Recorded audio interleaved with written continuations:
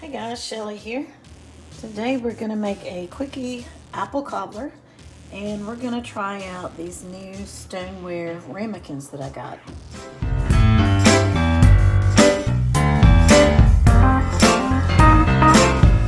Alright, let's get started. I have 3 Honeycrisp apples. They were kind of medium sized, and I just sliced them kind of thin to fill up my ramekins.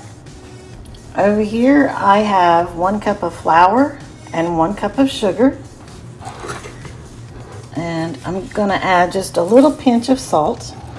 I'm gonna add some cinnamon, and I'm not gonna measure. We like cinnamon, so this is probably maybe a half a teaspoon, quarter teaspoon. And then over here I have some whole nutmeg. This is what they look like. This one has been shaved. Let me get the tripod and I'll show you how I shave them. As usual, the tripod is missing in action, so I'm going to try to hold this and grate at the same time. We'll see how this works.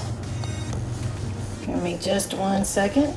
Alright, so this is the microplane. Just put it on one of the flat sides and grate it. Trying not to move the phone and grate at the same time is a little difficult.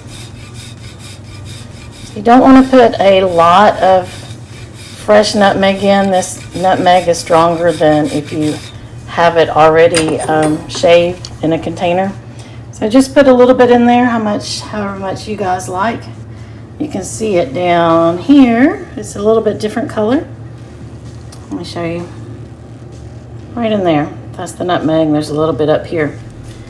So I'm going to give that a stir real quick, and then we're going to add our butter. So I added about 3 tablespoons of room temperature butter.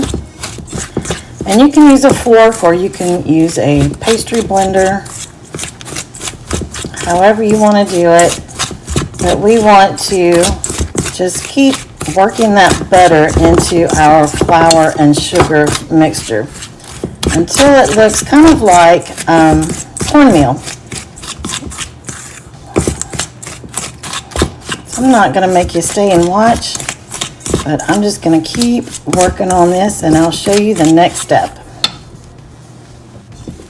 All right, I added just a little bit more butter, and I wanted to tell you one thing real quick. Now, the butter that I added was from the refrigerator, so it is cold.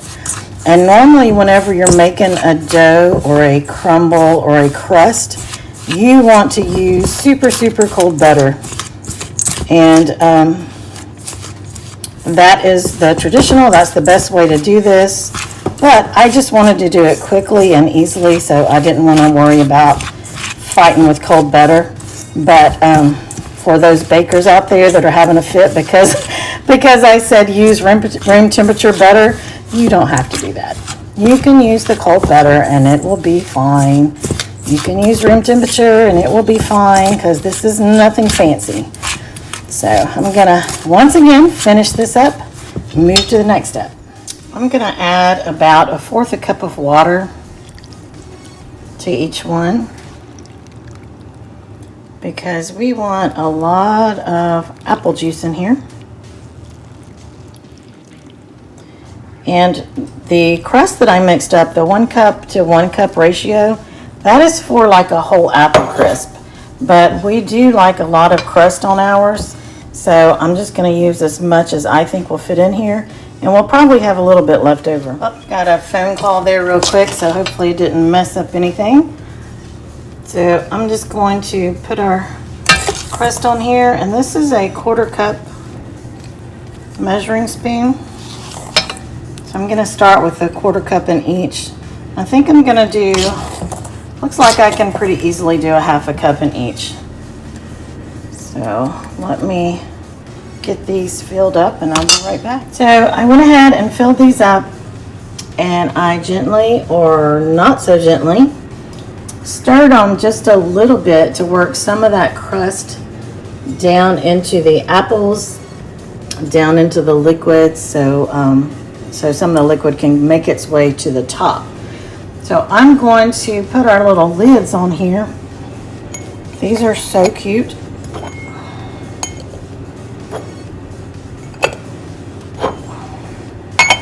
And I'm going to bake these for about 30 minutes at 350 degrees.